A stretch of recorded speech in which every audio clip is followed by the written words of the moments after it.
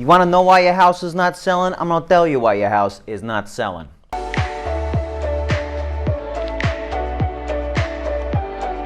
Hi guys, Nicholas Montier here with Home with Nick. Thank you so much for tuning in today. Yes, I understand I am terrible at accents, and no, I will not quit my day job. Got that. Anyways, today we're talking about the 4 ways you can align your house with the market. But before we get into that, guys, please go ahead and subscribe to our channel. Go ahead and hit that like button, which helps out our YouTube algorithm, get this video out to more and more people, because today we're talking about you sellers out there and how you're going to list your property, and maybe it's sitting on the market and not moving, and you're kind of sitting there scratching your head like, why is this happening to me? I thought I did everything right. I did everything my realtor told me to do, and why is my house not selling? Well, believe it or not, there's only 4 reasons. Technically 5, but for legal purposes, I can't talk about number 5. So today I'm going to give you 4. I'm going to give you 4 reasons why houses do not sell. Let's talk about the first one, which maybe you're not thinking about: accessibility.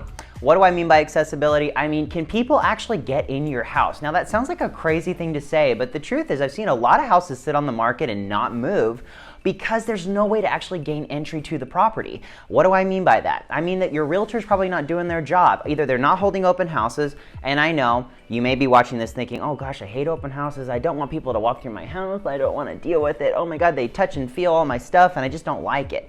I totally hear you guys, but the truth is, if you want your home to sell, a lot of times a few trips to that home might be what that buyer needs in order to actually make a decision on that property. So allowing that property to be open and accessible is huge. So by open house, by private showing, and it could be you as the homeowner creating restrictions around the actual accessibility of the property. It might be the fact that you're only allowing the property to be shown between 9 and 5 when you're at work. How does that actually work for the buyer? Because they may also have a 9 to 5 and not able to escape on their lunch hour. So something to think about, guys. If you're not allowing people to get in at all hours of the day or when they are able to actually get in the property, and you're restricting the time or the capability of people getting in your home, that could be a reason why it's not selling. Last thing on accessibility, if you find that your realtor is not necessarily showing your property, but you're getting lots of hits out there and things are actually happening, be careful that your realtor doesn't have something like maybe a listing broker advantage, or maybe you agreed with them if they can do both sides of the transaction. Now, I know in certain states you can't do dual agency, but at least in California, you can. And many states allow an agent to actually represent both sides of the pie. So make sure that your agent is not necessarily not showing your property because they know that they've made a deal with you, which says that, hey, I'll discount my commission if I end up doing both sides, and maybe that's their genuine angle. Be careful and wary of that. It's hard to vet. It's hard to know if that's what your realtor's angle is, but at the end of the day, be cautious of that accessibility, because if your property's not being shown, it may not be your fault.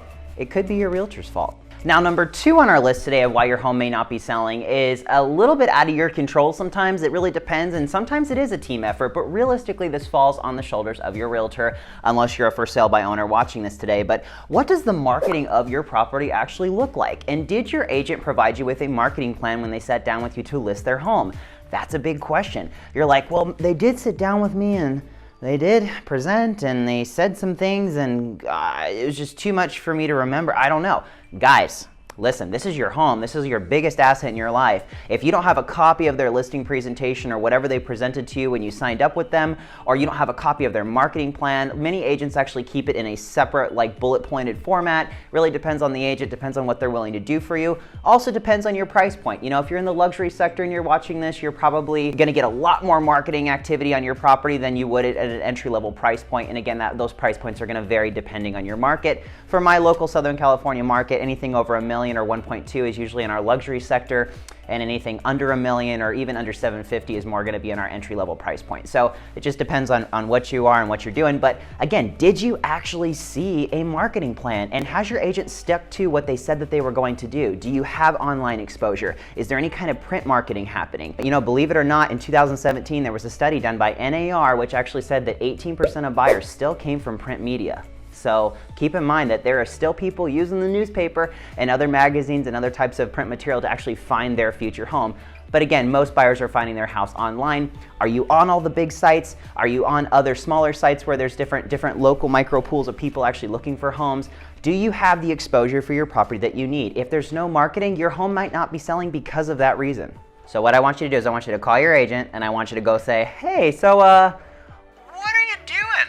Like, I haven't heard from you in a week. Like, are we out there? Like, are we exposed? Ask them that.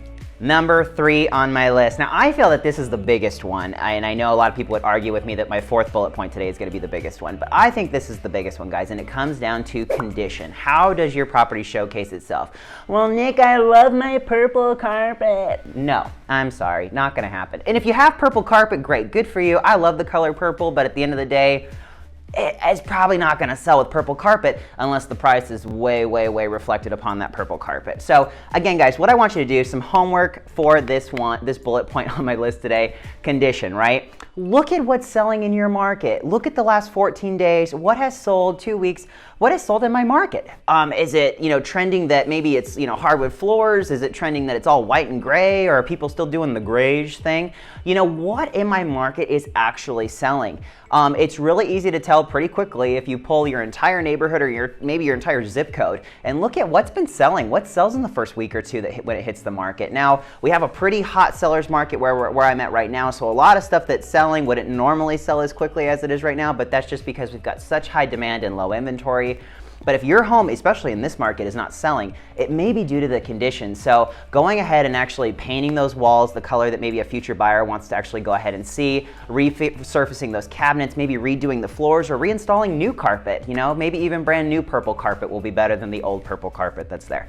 But at the end of the day, fixing up your property and making sure that it's fine-tuned to what's actually moving in the market is really going to be highly beneficial to you. And you may have noticed that your realtor, when they first met you, said, oh, well, if you paint the eaves and you do this and we put some plants out here in the front yard, I think that would be better for you, Mr. and Mrs. Seller. And at the end of the day, you might have thought, gosh, well, all they want me to do is just spend money. I don't want to spend more money before I list my home.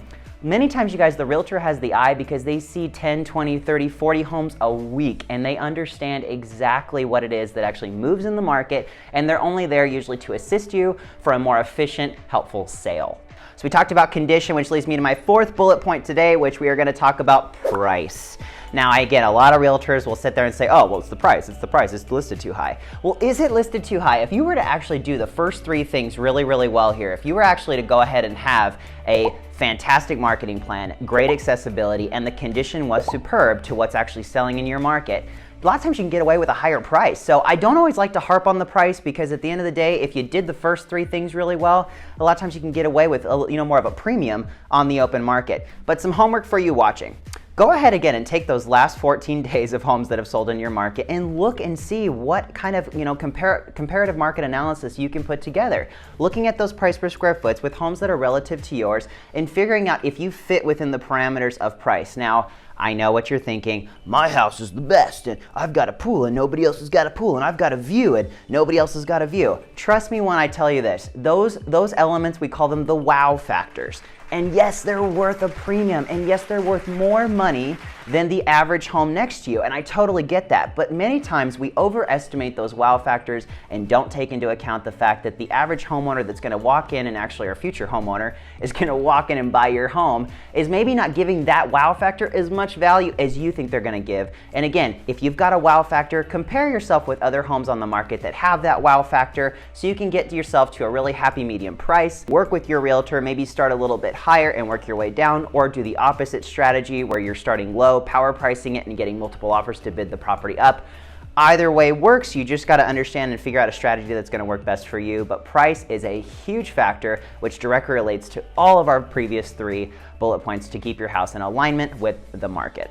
Now, again, I couldn't tell you about number 5 today because there's an entire lawsuit happening out there in the world, and it's super crazy. So I'm not going to talk about number 5 at all.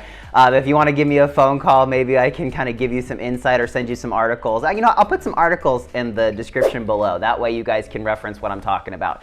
But at the end of the day, guys, thank you so much for watching. If you haven't subscribed yet, I'd really appreciate it. I love putting out content like this for you guys, but the subscribes keep me going. The likes keep me going, so I really love it. Again, if you guys need anything else or you have any other kind of videos you'd love to see from us, feel free to comment below. I would love a comment from you. Again, and tell me if your home is sitting on the market, if you feel like you've done all 4 of these things, why do you still think it's sitting on the market? I would love to strategize with you and talk more about that. Again, I'm Nicholas Montier. This is Home with Nick. Thank you so much for watching. We will see you next time.